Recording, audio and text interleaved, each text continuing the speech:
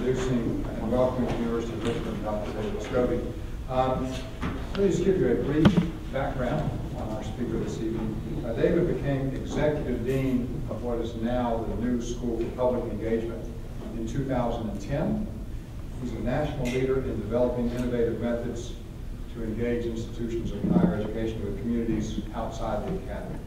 Now, he was previously director of the Harvard Center at Bates College in Maine, which was established to bring together community-based learning and research, co-curricular work, and environmental stewardship. He's the founder and former director of the University of Michigan's Arts of Citizenship program, which was and is an initiative to integrate civic engagement and the liberal arts. David also serves on a couple of boards. One, Project Pericles, which is an organization that encourages universities to include civic engagement as an element of undergraduate education. And another is Bringing Theory to Practice, which similarly is a project that links education as a public good with civic engagement and concern for the well-being of individual students. David's own scholarship explores politics, culture, and space in 19th century America, and New York City in particular. Just showed a fascinating picture of New York City during the blackout just now, which maybe he'll share with you during his speech. He taught for 16 years at the University of Michigan, where he was a tenured professor. He has a PhD in American Studies from Yale, where he also received his BA, and also a diploma in social anthropology from Oxford, where he was a Rhodes Scholar. Recently, David was a contributing author to the AAC News Report on Civic Engagement in Higher Education, actually handed to me by Sylvia Gale. She said, "You have to read this." I did. It was splendid. It's called The Crucible Moment, College Learning and Democracy's Future. He also authored a provocative essay about the role of civic engagement in a dramatically changing higher ed landscape. It's called A Copernican Moment on the Revolutions in Higher Education. Revolution, very nicely done. Someone caught it. All right. I got it. It was published in Donald Harvard's volume, Transforming Undergraduate Education, and along with his other many accomplishments, David has also been a key mentor and ally for both Sylvia Gale and Amy Howard, who are co-leaders of the Bonner Center for Civic Engagement. All three of us, indeed all of us, are delighted to welcome David here today. Join me in welcoming David Scobie.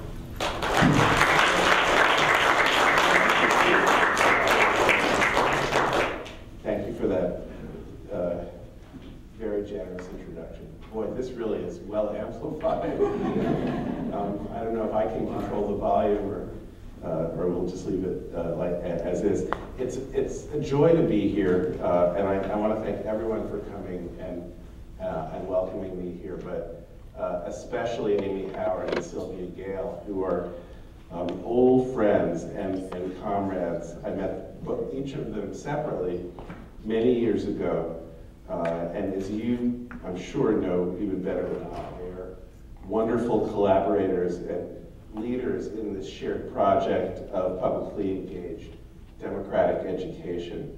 They're also just plain wonderful models of Menschlichkeit in the academy. Do I need to translate Menschlichkeit? All right, we're good here. I learn from them constantly, and it's a great joy to be with them and with all of you. I'm spending today and tomorrow here at the University of Richmond, partly to act as an active listener, a dialogue partner, a kibitzer, helping you think strategically about your own community engagement work that's already through the Bonner Center and across the campus, incredibly robust and exemplary. But I mention that to say that the context for my visit and for this talk is our shared participation in a movement within the Academy and increasingly within the American Academy and increasingly the International Academy for what we've come to call in American higher education academic civic engagement. A movement to renew a sometimes languishing commitment to higher education for the public good. Within this movement, it's argued, colleges and universities have lost touch with the civic purposes that often animate their founding and ought to animate their practice. Democratizing opportunity, disseminating learning, solving social ills, fostering social change, catalyzing economic innovation and development, educating active and informed citizens. The argument of this movement is both historical and normative. It represents a claim about our past and a charter for our future. The notion that the mission of higher education is defined by its engagement with civic life has deep wellsprings in the tradition of the American Academy. I've looked at dozens upon dozens of founding and mission statements, my own research, from 19th century colleges and universities, and you can hardly count on one hand the number of them that don't foreground service to the public good as a foundational aim. It's in the DNA of American higher education.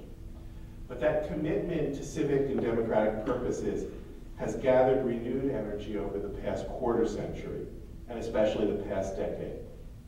It's been fueled by growing disquiet about the costs of higher education, by our perceived lack of accountability to public stakeholders, and by the perceived arrogance of the professoriate.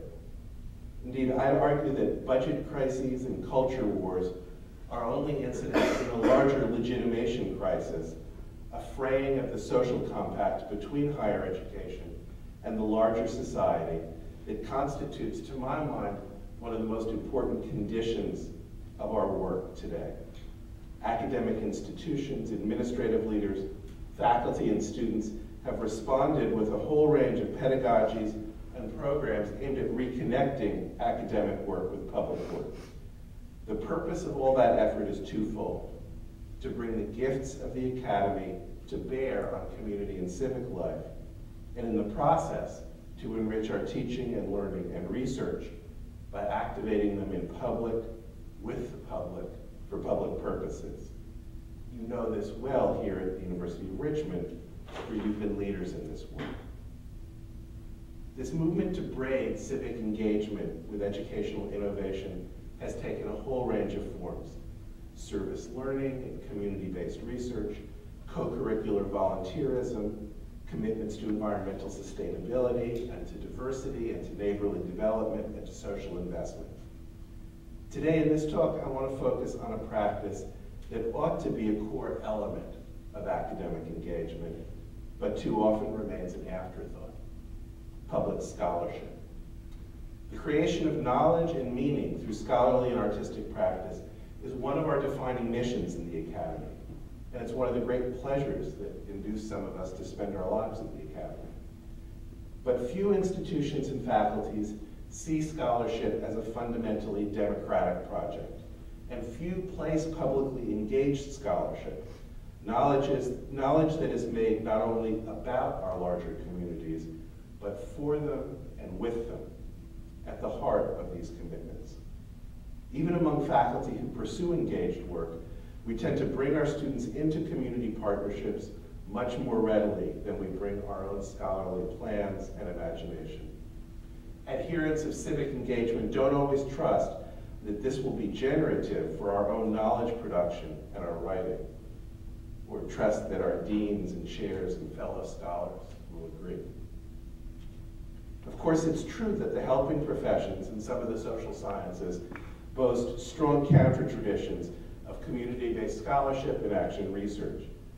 And conversely, it's also true that faculty have very good reasons not to train their energies toward the public and its problems and its stories. The state of play within most disciplines and the reward system within most institutions tend to teach scholars to disengage their intellectual curiosity from their own civic and community life. Academic socialization isn't an iron cage, but it is a river current, and it's exhausting to swim upstream for very long. But even after we take these issues, these counterexamples and these extenuating causes into account, it remains true that we faculty haven't committed ourselves deeply and collectively in sustained practice to the idea that democratic citizenship and academic scholarship require each other and will deepen each other. And that's a shame. For we can't fulfill the democratic promises of all those 19th century mission statements or deal with the current legitimation crisis within higher education if public work and scholarship remain separate from one another. Civic engagement will only flourish in colleges and universities when we take seriously our own scholarly gifts of knowledge-making and meaning-making as democratic gifts, meant to be offered for and with public collaborators. This entails something more than getting greater numbers of colleagues to swim against the current. Scholars don't want to live like salmon. But it means redirecting the river current, not by abandoning our commitment to scholarly and creative work, but by understanding public work as media for those. The good news is that such intellectual and institutional change will enrich the scholarly mission of higher education, generating significant work that will be of value to both fellow citizens and academic peers. Now, the real way to make this case is actually to deliver the goods, not just to talk about public scholarship, but to do it. And my aim here is just that. I'm going to be speaking to you as a US historian about the social and cultural history of ethnic workers, more specifically French-Canadian, or as put better, Franco-American textile mill workers in 20th century Lewiston, Maine, and to try to contribute to the historical understanding of their experience. My argument is grounded in a community history project on which I worked during my time as director of the Harvard Center for Community Partnerships at Bates College in Lewiston, beginning in 2005. This project involved the Harvard Center and Bates faculty and students in a multi-year collaboration with a nascent history museum of the community's industrial and working class past. My role combined course-based community work, the supervision of student research, the creation of exhibits, and board membership in the museum itself. It also entailed my willingness to bring my own gifts of historical research, analysis, and writing to the table. The project partnership, itself grounded in reciprocity and dialogue, called on me to put the full range of my roles in dialogue with one another, to commit the scholar's curiosity, knowledge, imagination, and scarce time and attention to the community educator's collaboration. This talk aims to enact that dialogue. On the one hand, you're going to hear the voice of the academic activist and administrator making an argument about the democratic value, in fact, the civic necessity of public scholarship. On the other hand, you'll hear the voice of the engaged historian who, in the course of a local history project with the Milltown Museum, discovered unexpected and fascinating implications for our understanding of modernity, implications important to both the Milltown and the Academy. The talk shifts between those voices, trying to distinguish them and to braid them together. It aims to make audible the internal feud of the public scholar. So, one day in the summer in 2006, I found myself in one of the textile mills that once formed the economic heart of Lewiston, Maine. The mills began closing in the 1970s, but now, after 2 decades of abandonment, the long brick buildings, some of them half a mile long along the river, have begun to be reclaimed by businesses and nonprofits. I was visiting Museum LA, an emerging grassroots institution dedicated to creating a museum of the history of work and community in Lewiston, Auburn, in Maine. This is LA, the other LA is the other one. Museum LA aims to at once honor community memory, educate visitors and young people about the community's past, spark economic development in the downtown, and foster civic engagement. And in fact, Museum LA is part of a trend toward democratic and community engagement among American museums that parallels the civic turn in higher education. My coming to the mills that summer day was part of a partnership between Bates College and Museum LA. For several years, the college had worked with the museum, as it still does, on a series of oral history, research, and exhibition projects. Bates students in the anthropology, economics, history, and American studies courses had conducted more than 100 life stories of retired textile mill workers. Other undergraduates studied the museum itself in senior theses, and they continue to serve there as summer interns and work-study staff, codifying the collections, working as docents, and conducting education programs. Bates faculty and staff have curated and scripted exhibitions, and they serve, as I used to, on the board of directors. Now, as you may have gathered from all this partnership holds a special pleasure for me that's personal and civic and scholarly. From my first year at Bates, I worked with teams of students to research and script a traveling exhibition on the social world of Lewiston textile mill workers during the 20th century. Entitled Weaving a World, Lewiston's Mill Workers 1920 to 1980, our exhibition drew on the oral histories and on new archival research by my students to portray the hard-scrabble lives and cultural resilience and hyphenate identity of Lewiston's largely francophone mill worker community. The exhibition opened in the summer of 2008, and after a year's run at the museum itself, its 6 10-by-10 panels mounted on a pop-up metal framing system that was originally designed by Buckminster Fuller, is slated to tour New England and Quebec and other areas. Weaving a World serves, the museum hopes, as an intellectual trailer and a kind of rough cut for the larger story of work, community, and culture that its permanent exhibitions will tell. And it was the research and scripting of this exhibition that brought me to the museum on that summer's day. I was visiting Rachel Gracia, the executive director of Museum LA, to look at some documents recently donated from community supporters. Rachel herself is a product of the history that the museum honors. Like it, she is far more complex and interesting than you might assume on first meeting this 60-something, plain-spoken, gray-haired lady. A mill worker's daughter, her 90-year-old father, who had been stone deaf from 35 years working with the noise of the looms, died in 2010. She's led an extraordinary life of civic leadership. First as a nun with an MBA who directed the Catholic hospital in town, then as a lay married businesswoman who founded an important Francophone cultural festival, and finally late in life, without any training in museum worker history, as a museum director dedicated to this labor of love and historic preservation. Working with Rachel is an education in the riches of civic agency hidden in ordinary communities. Working with her on a history museum is an education in the centrality of the past as a repository of that civic agency.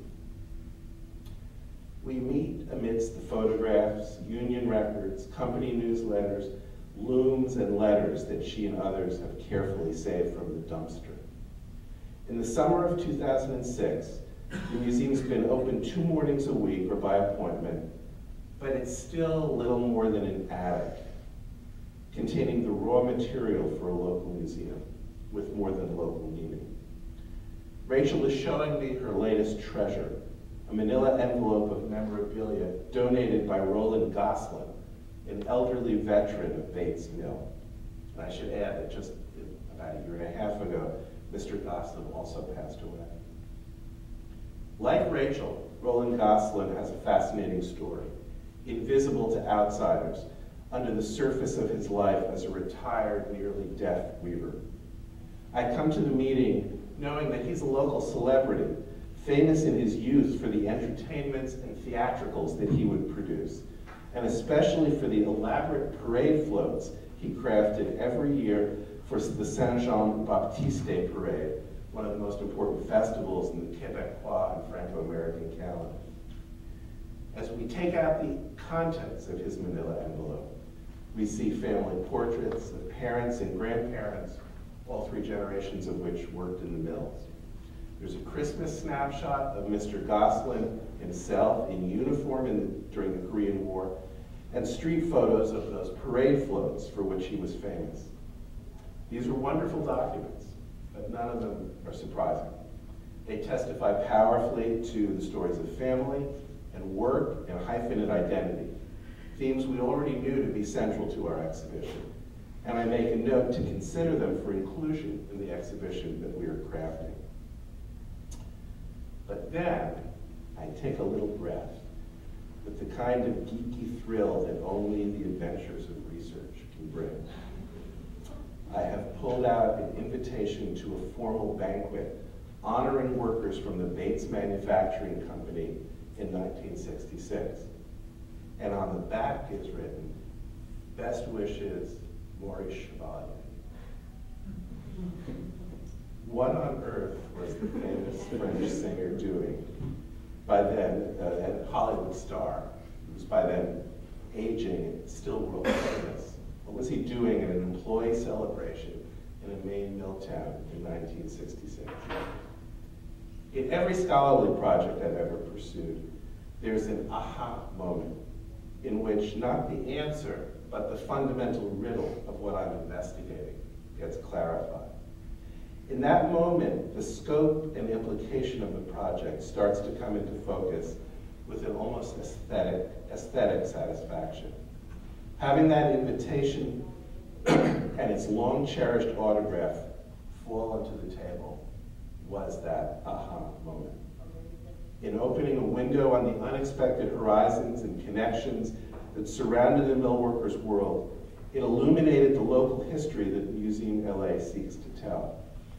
And in so doing, it connected my pedagogy and my community work with currents of modern cultural history I've spent decades studying and writing about.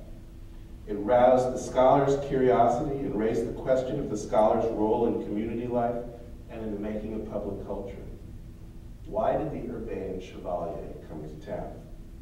What were the implications of his visit for our understanding and retelling of the community's past? What are its implications for our vision of an academy dedicated to the public good? To begin to answer these questions, I need to leave aside the history of mills and movie stars and take up the history of the academic civic engagement movement, its evolving practices, and my own experience within it. When my academic career turned to public work in the late 1990s, this movement was already going strong and growing strong. Its origins stretch far back into the 19th and 20th centuries, with multiple taproots: the land-grant tradition of American universities, the urban settlement movement, workers' education programs such as the remarkable Bryn Mawr School of the 1920s, the fragile but vibrant lineage of experimental colleges like Antioch and Marlborough and New Hampshire, the student activism of the 1960s and 70s, which fueled student demands for relevance and social change on campus. These strands of activism and institution building converged into a sectoral movement, an academy-wide effort to renew the democratic purposes of higher education during the 1980s, a convergence symbolized by the founding of Campus Compact, an institutional consortium of nearly 1,000 colleges and universities committed to public service. The other great symbol of the convergence of this commitment to public service was the development of an active student movement led by the founders of the Bonner Foundation, who then went on to fund your center and many other centers. Over the past quarter century, the academic civic engagement movement has grown broad and deep.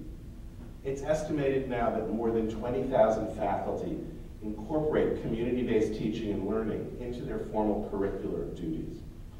This is an amazing number. It means that more faculty teach community-based learning courses than are members of any of the scholarly associations except for the MLA. It's part of a quiet revolution in teaching practices and professional aspirations and the ethical values of American faculty. At the same time, this energy has catalyzed new debates about what higher education for the public good means and how a movement for engaged academics and institutions should pursue it. The past decade or so has witnessed an exciting period of reflection and experimentation about the values and programs and practices that would answer these questions. Course and semester-based service learning has given way to multi-year partnerships, like the one that created our Weaving a World exhibition. Partnerships are supported by new institutional formations, like the Bonner Center for Civic Engagement, where faculty, staff, and community partners collaborate to create innovative curriculum, projects, and student opportunities for longer-term, more integrated, more sustained, deeper opportunities for students and communities. We might describe this growth and change by what I sometimes call the discourse of in, here, out there, which is the title of this talk. The compact enclosure of the classic North American campus divides the symbolic geography of higher education into an in-here space of protected authority and autonomy, surrounded by an out-there world of lay society and everyday life. Conventional academic professionalism too often turns its back on out there, viewing the wide world as an object of research and a provisioner of students and money, but not as a significant other to which we in here owe relationality or empathy or accountability. This way of mapping our world changed with the emergence of the civic engagement movement. Academics sought to build bridges between in here and out there, to make service to the community one of the key purposes of academic life and the training of students. But too often, as the category of service itself intimates, the world out there was seen as a place of deficits, a landscape of problems for which we in here had solutions. And indeed, the emergence of a critique of service and of service learning, with its implications of charity and outreach, of applying our wisdom to their needs, that was one of the key changes that's marked the more recent, deeper models of civic engagement. With a shift from service to collaboration, from projects shoehorned into semester courses to courses that sustain long-term projects, in all of this, our newer models signal a new commitment to reciprocity and co-creation, to knowledge with, as well as knowledge for, in which success would mutually interactively generate both public benefit out there and educational innovation in here. And all of that brings me back to the theme of this essay, the importance of public scholarship to civic engagement. For if this little quick and dirty sketch of the engagement movement makes sense, the implications of the civic turn for faculty scholarship and professional work remain one of our great unfinished tasks. It's surely one core goal of the next wave of this movement to take seriously the intellectual and scholarly generativity of public work and the democratic value of our scholarship. Even among engaged faculty, we've practiced community collaboration as a medium of student learning and change, much more intently than we have pursued it as a medium of scholarly and artistic production.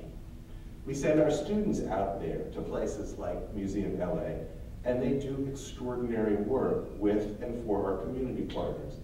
And in the process, those partners become their co-educators in here. But too often, we do not go out there ourselves, not with our vocation of knowledge-making and meaning-making in mind. And so we do not bring to our public work our particular gifts as scholars and artists: intellectual curiosity, analytical subtlety, research craft, doggedness, passion, and playfulness. Until we do that, until we trust and demonstrate the intellectual value of civic engagement, we will collude in keeping those democratic commitments marginal within our institutions. And what's more, we will shortchange our partners, depriving them of the full measure of our attention. And by missing the opportunity to include them in our community of inquiry, we'll deprive ourselves of the questions and discoveries that they catalyze, deprive ourselves of the encounter with Maurice Chevalier. After all, it was because of Bates's partnership with Museum LA that I was able to be present in the mills to open Roland Goslin's envelope and find that amazing document. It's because of my academic vocation that I can help make sense of what was inside. So, how did it come to pass that Roland Goslin came to have a card signed by Maurice Chevalier? Even before pulling it out, I knew part of the answer.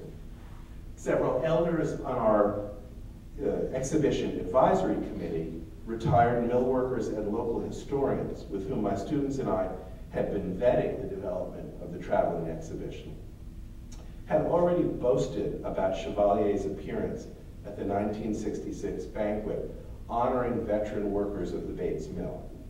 They recalled, and Mr. Goslin himself confirmed, that he himself, the de facto festivities impresario of Franco Lewiston, had contacted the famed cabaret singer and invited him to visit and perform.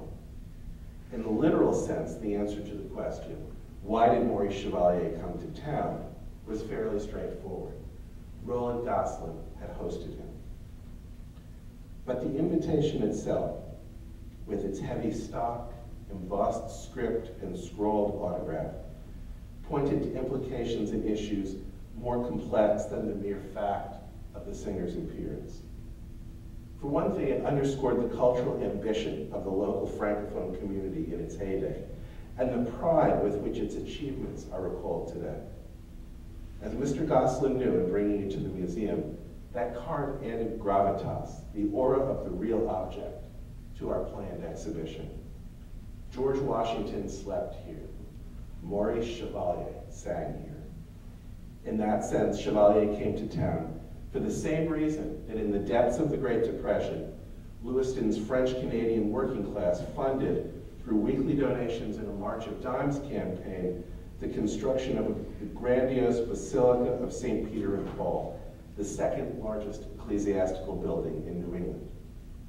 These are both monuments to the community's insistence that its local resilience, its survivance, as Franco elders would put it, had a larger than local grandeur.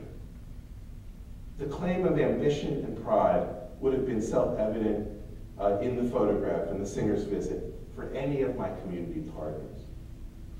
For me, however, the heft of the card involved still other issues. It raised complex interpretive questions about the interaction between local ethnic communities and mass culture.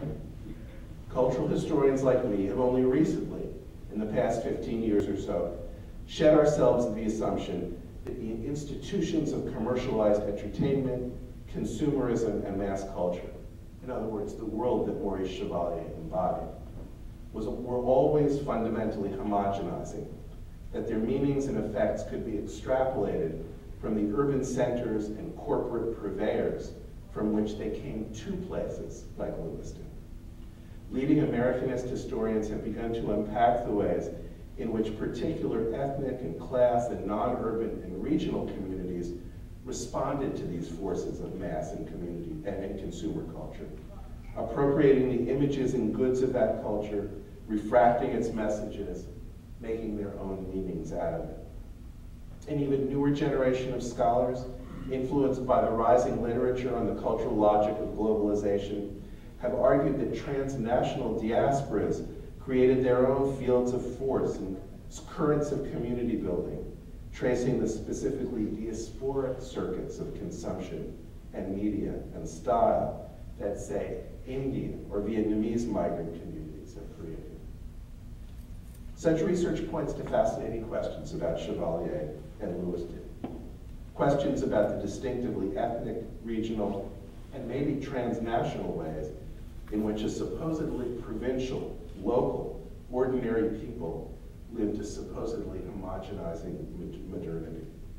It suggests that Chevalier's appearance in Lewiston formed part of a Francophone geography that linked Quebec, the French-speaking US, France, and other places in a common cultural archipelago. The story of Roland Goslin and Chevalier underscores not merely the importance of mass culture in Maine mill towns. That's something that anyone with a grandparent who'd gone to vaudeville shows could have told you about. But also, and more tellingly, the distinctive power of provincial places within the landscape of celebrity and entertainment.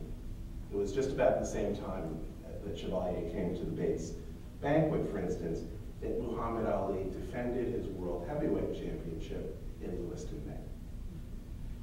The story of the invitation, in short, points to a conversation between metropolitan and non-metropolitan places, a circuitry of needs and affiliations that complicates our usual wisdom about what counts as cosmopolitan and what counts as provincial. Were Franco-Mainers paying homage to Chevalier, to the influence of Hollywood and Paris and Manhattan in their lives? Or was the singer paying his dues to the local worlds within which he still had to seek a following? These are academics' questions. They're far from the concerns of Roland Goslin and Rachel de Gracia. They're provoked by my particular position on the borderlands, so to speak, between my community partners and my scholarly colleagues. The civic engagement movement needs to inhabit those borderlands, not only for teaching and public problem solving, but also, or rather consequently, for scholarship. If the story of Mr. Goslin's card shows us anything, it is that community collaboration provokes academics to see new connections and ask new questions and shake loose of old assumptions.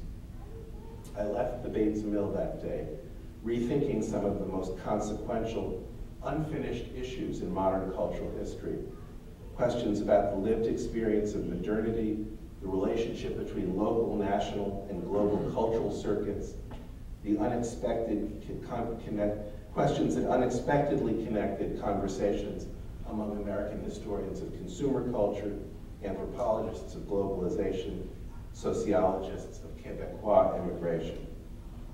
Civic engagement was enabling us to do our day jobs better. At the same time, in making our partners part of our community of inquiry, we can return the favor to those partners, giving them back new understandings and new contexts. The researcher's lens can be diminishing and reductionist, we know. But if it's framed by an ethics of collaboration, it can be illuminating, empowering, and bracing, even or especially when it challenges the received wisdom of our community collaborators. Monsieur Goslin's card, it seems to me, presents the cultural historian with the opportunity, and in fact, the responsibility, to push back at a received picture of Lewiston and the Franco-Maine experience, a picture that paints it as local, provincial, insular, and defensive. A picture shared by both its critics and its partisans. Chevalier's autograph suggests a different reality, a complex weaving of local and global, ethnic and cosmopolitan. A Francophone mill community celebrated its resilience in the global economy with a long-lived French star, using his urbanity for its own local purposes. Chevalier's coming to town, in other words, hints at paradigm shifts for both my community partners and my scholarly colleagues. And in fact, it was this paradigm shift that came to provide the core theme of the Weaving World exhibition.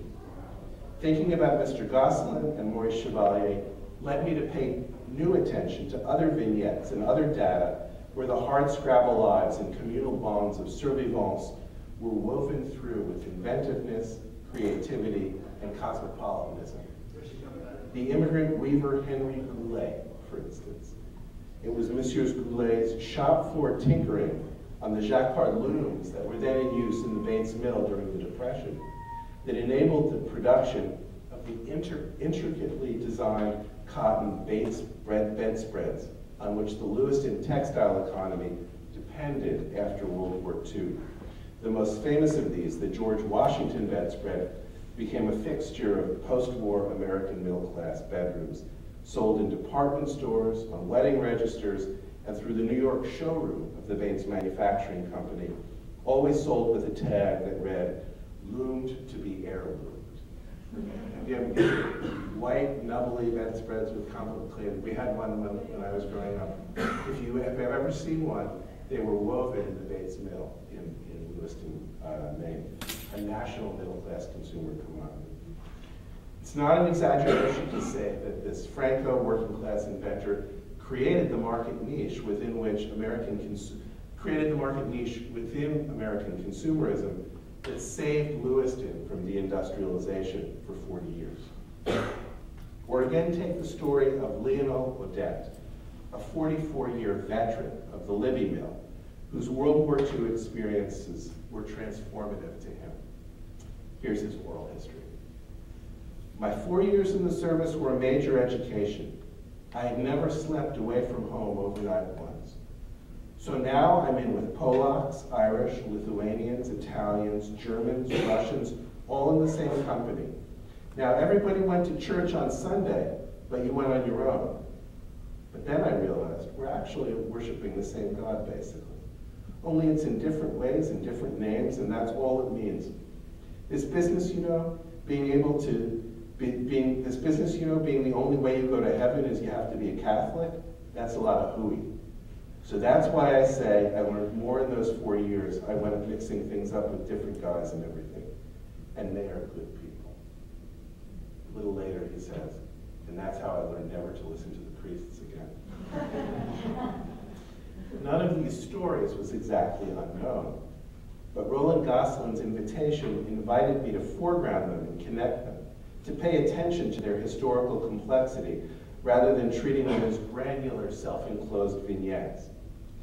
The result was a richer, more accurate exhibition, portraying a community whose tenacity and complexity reflected not inwardness and reaction, but a kind of expansive embrace of American modernity, entrepreneurial creativity, and a kind of tough-minded cosmopolitan globalism. There's no better example of this interweaving of community bonds and unexpected cosmopolitanism than the story with which I framed this talk. The story of Roland Goslin and Maurice Chevalier.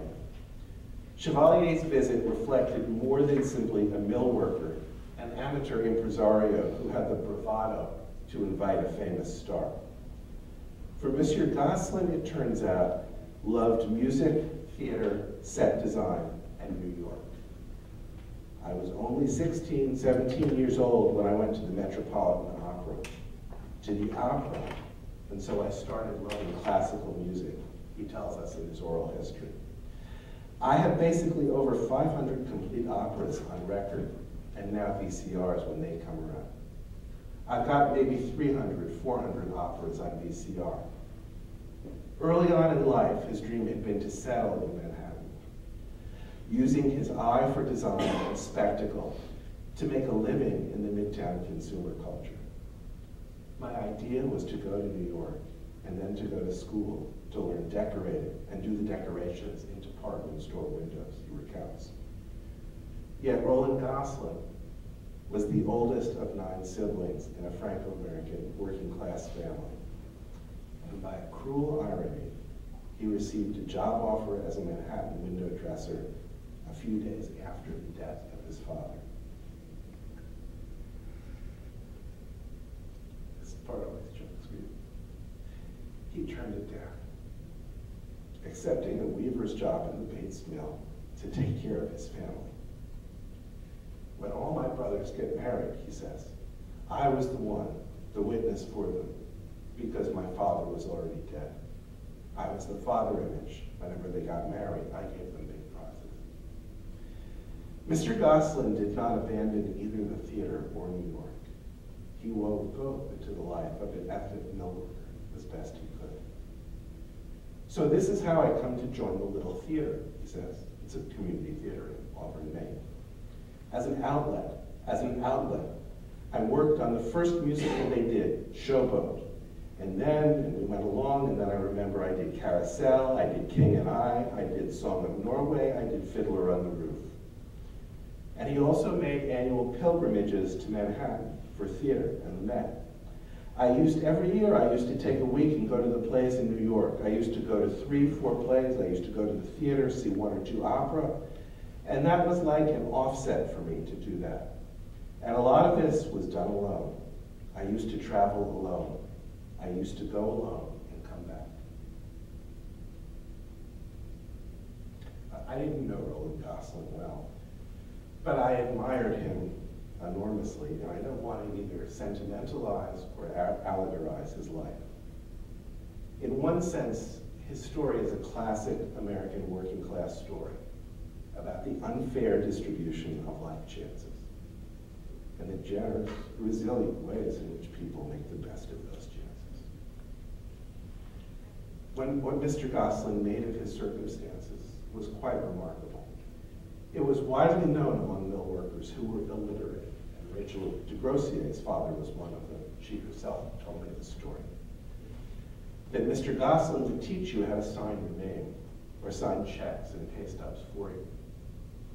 Of the siblings he fathered, one of them, Lucien Goslin, is now the director of the Lewiston Auburn Economic Growth Council and one of the most important civic leaders in central Maine.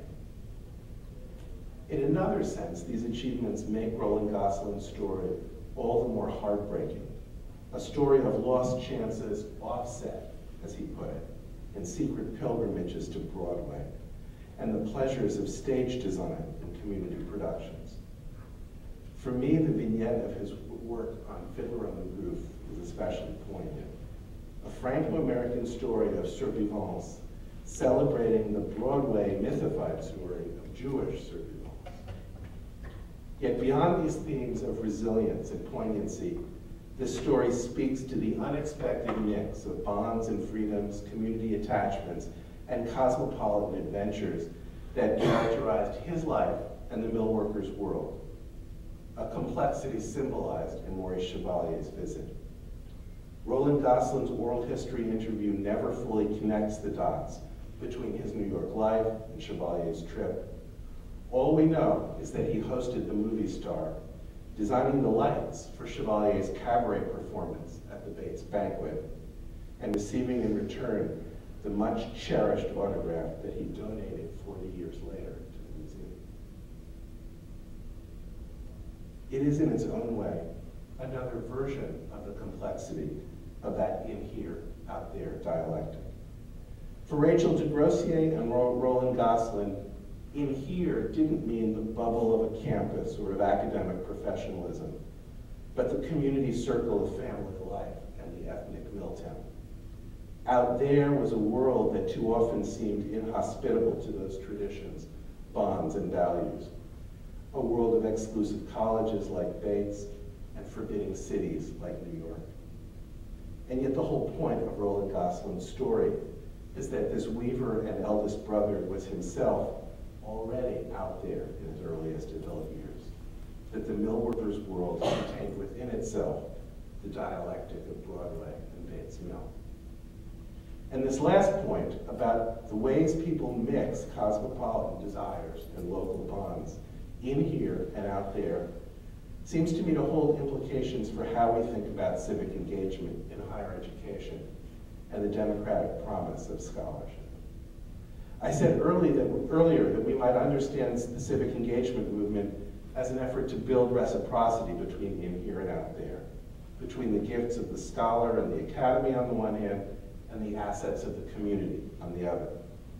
Now we might give this image still one final twist of the dialectic. For the implications of Roland Goslin and Maurice Chevalier and Weaving a World is not that we should extend ourselves to go out there, nor even welcome them, the community, in here. It's rather that we are already out there, and our non-academic collaborators are already in here. I was already, after all, a member of the board of Museum LA. My students already worked there as curators. And many of the retired mill workers whom we interviewed worked or had children who worked inside Bates College. Put another way, community engagement, like Roland Goslin's visits to Broadway, is an unexpectedly cosmopolitan project, something that stretches academics and their students beyond the provincial in here of lecture halls like this and disciplinary conferences. And like all cosmopolitanisms, like all boundary crossing, it's generative of new questions and new insights. The good news for public scholarship is that seeing community partners not as strangers to be approached, but as neighbors and interlocutors with whom we already share worlds of practice can only be fruitful for our work as well as our citizenship. It's a dirty little secret of history departments that some of the most brilliant examples of innovative scholarship, E.P. Thompson's magisterial making of the English working class, for instance, or C. Vann Woodward's paradigm-breaking strange career of Jim Crow, were gestated in the public work and political commitments of their authors. I hope it's clear that what I'm not advocating is the academicization of community work. And I'm not calling simply for the public dissemination or translation of our research, for disseminating our wisdom in bite-sized morsels to the public. To the contrary, if we are really to take seriously the intellectual value of public work, it means designing new kinds of faculty customs and careers and practices. We'll need to evolve new and rigorous models for tenure and promotion that measure and assess and reward excellence in engaged work. We'll want to create times and spaces for reflective conversations with our community partners about the intellectual implications of our projects. We'll want to experiment with new genres of writing, and media, and exhibition. We'll want to revisit the ethics of research, amending policies, for instance, policies on intellectual property and human subjects that presume the autonomy of the research scholar and the passivity of the research subject. Roland Goslin and Gracia, after all, are not pseudonyms. They're the names of the actual partners with whom I worked, whose story I tell with their permission. Indeed, the risk of embracing the call of public scholarship isn't that it will challenge academic practice too little, but that it may seem too much. It asks faculty to reconceive the social compact that governs our labor and our access to resources, making public engagement not a goal of every scholar's work, but rather a collective commitment of our institutions. And so it's important to remember as we think about all these changes and perhaps are daunted by them, that engaged scholarship will be a joy as well as a responsibility. Anyone who has taught a service learning class knows the exhilaration that our students express when they get out of the bubble, as the saying goes, activating their liberal learning in the practice of public life. We too will be energized by closing the circuit between our intellectual vocation and our civic life. In writing this essay and in thinking about the meaning of Maurice Chevalier in American popular culture, I suddenly remembered that my father used to sing to my brother and me in a burlesque kind of way, one of Chevalier's most famous hits from his own Depression-era childhood. Forgive me for this. If the nightingale could sing like you, he'd sing much sweeter than he do, 'cause you brought a new kind of love to me. A homage to my father. It's one of my strongest childhood memories. And it was only in researching Chevalier's career and cultural visibility for this that I managed to figure out why this song might have stuck in my father's head so much that he would croon it 30 years later to his young sons. The answer, curiously enough, involves the Marx Brothers. It turns out that in the movie Monkey Business, there's a scene where the brothers are trying to disembark from a cruise ship for various urgent reasons that we don't need to go into here. And they've lost their passports and they're stuck on the ship. Who else should be on the cruise ship but Maurice Chevalier, playing himself? And it turns out that Chico has stolen Chevalier's passport. One by one, each of the brothers shows the passport to skeptical customs officials and certifies that he is Maurice Chevalier by singing, "If the nightingale could sing like you." Even the mute Harpo, who straps a gramophone to his back and lip syncs Chevalier's own performance. It's a wonderful moment, this scene.